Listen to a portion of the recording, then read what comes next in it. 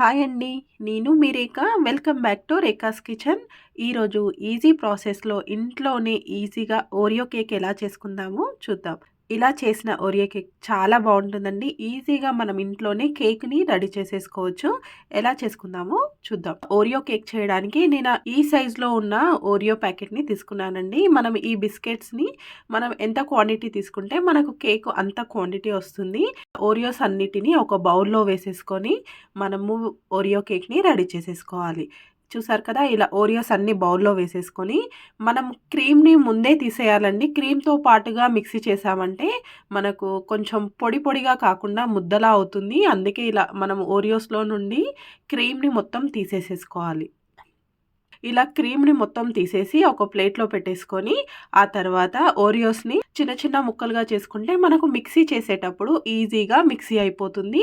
ఇలా ముక్కలుగా చేసిన ఓరియోస్ అన్నిటిని మిక్సీ జార్‌లో కొన్ని కొన్ని వేసుకుంటూ మెత్తగా మిక్సీ ఇలా పౌడర్‌లా ఉండేలాగా మిక్సీ చేసుకుంటేనే మనకు కేక్ టేస్ట్ చాలా బావుంటుందండి. ఇలా ఓరియోస్‌ని అన్నిటిని కొన్ని కొన్నిగా వేసుకొని మిక్సీ మెత్తగా చేసుకున్నాను. సాఫ్ట్‌గా ఉండేలాగా మిక్సీ చేసుకున్నామంటే మనకు ఓరియో కేక్ చాలా బావుంటుందండి. ఇలా మిక్సీ చేసిన తర్వాత మనము వేడి చేసి చల్లార్చిన పాలని కొన్ని కొన్ని యాడ్ చేసుకుంటూ మనము మిక్స్ చేసుకోవాలి. ఎందుకంటే ఒకేసారి వేసామంటే లూజ్ అయిపోతుందండి. అందుకే మనం కొన్ని కొన్ని మనకు కావాల్సినన్ని వేసుకుంటూ ఇలా విస్కర్‌తో బాగా కలిపామంటే మనకు ఈజీగా కలిసిపోతుంది. పాలు అన్నీ ఒకేసారి వేసేయకుండా ఇలా కొన్ని కొన్ని వేసుకుంటే చాలా బావుంటుంది.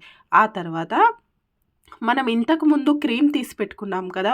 ఓరియో బిస్కెట్‌లో నుండి ఆ క్రీమ్‌ని కూడా వేసేసుకొని బాగా కలిసేలాగా ఇలా విస్కర్‌తో కలుపుకోవాలి. మనం ఇలా క్రీమ్ వేసుకోవడం వలన మనకు క్రీమ్ స్వీట్‌గా ఉంటుంది కదా! షుగర్ వేయాల్సిన అవసరం ఉండదండి. మనకు ఓరియో క్రీమ్‌తోనే మనకు కేక్ స్వీట్‌గా చాలా టేస్టీగా ఉంటుంది. ఇలా క్రీమ్ వేసిన తర్వాత ఒకసారి బాగా కలిపేసి మనకు కావాల్సినన్ని పాలని యాడ్ చేసుకుంటూ ఇలా తిప్పుతూ కలిపామంటే మనకు టేస్టీగా ఉండే కేక్‌ని రెడీ చేసేసుకోవచ్చు. లూజ్‌గా కాకుండా కొంచెం తిక్కుగా ఉండేలాగా మనం కలిపి పెట్టుకోవాలి. ఎంతసేపు కలిపామంటే మనకు అంత సాఫ్ట్‌గా వస్తుంది కేకు. ఇలా బాగా మిక్సీ అయిన తర్వాత ఒక 3 మినిట్స్ పాటు బాగా కలుపుకోవాలండి. మనకు ఇలా తిక్కుగా ఉండేలాగా కలుపుకుంటే మనకు కేక్ కరెక్ట్‌గా వస్తుంది.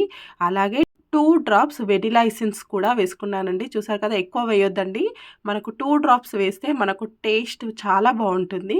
ఇలా బాగా కలిపేసుకొని అలాగే హాఫ్ టేబుల్ స్పూన్ బేకింగ్ సోడాను వాడుతున్నానండి. మీరు ఈ బేకింగ్ సోడా ప్లేస్‌లో బేకింగ్ పౌడర్‌నైనా వాడొచ్చు. ఇలా బేకింగ్ సోడా వేయడం వలన మనకు కేక్ ఫ్లఫీగా చాలా బావుంటుంది. ఒక 2 మినిట్స్ పాటు బాగా తిప్పుతూ స్పీడ్‌గా కలిపామంటే కేక్ సాఫ్ట్‌గా, టేస్టీగా ఉంటుంది. మనకి ఇలా తిక్కుగా ఉండేలాగా కలుపుకున్నామంటే మనకు ఈజీగా కుక్ అయిపోతుంది. ఇలా కలిపేసి పక్కన పెట్టేసి ఇప్పుడు నేను కేక్ ప్యాన్‌ని తీసుకుంటున్నాను. మనకు అడుగు ఇలా ఫ్లాట్‌గా ఉండేది తీసుకుంటే మనకు ఈజీగా కుక్ అవుతుంది.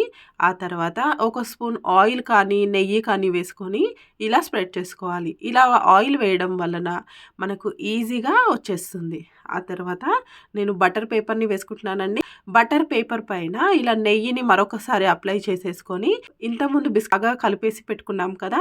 ఈ ఓరియోస్ మొత్తంని ఈ కేక్ ప్యాన్‌లోకి వేసేసుకోవాలి. మరీ తిక్కుగా కాకుండా, మరీ లూజ్‌గా కాకుండా ఇలా మీడియంలో కలుపుకున్నామంటే మనకు కేక్ టేస్ట్ చాలా బావుంటుంది. ఇలా మొత్తం వేసేసి ఒకసారి ఇలా కింద ట్యాప్ చేయాలండి. ఈ కేకుని ఇప్పుడు నేను ఓవెన్‌లో కుక్ చేసుకుంటున్నానండి.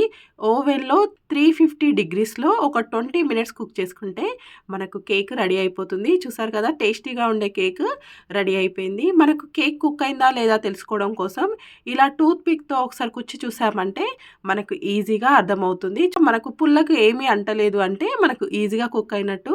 ఒకసారి చాకుతో ఇలా అనేసి మనం కేకుని రివర్స్‌లో వేసుకుంటే అయిపోతుంది. మనకు ఓవెన్‌లో చేసుకుంటే ఈజీగా 20 మినిట్స్‌లో టేస్టీగా ఉండే కేక్ రెడీ అయిపోతుంది. కేకుని రివర్స్‌లో వేసేసుకొని బటర్ పేపర్‌ని తీసేయాలి. కేక్ ఎక్కడ బ్రేక్ కాకుండా చక్కగా వచ్చింది. కేక్ సాఫ్ట్‌గా, టేస్టీగా చాలా బావుంటుంది. కేక్‌ని ఇంట్లోనే ఈజీగా చేసేసుకోవచ్చండి.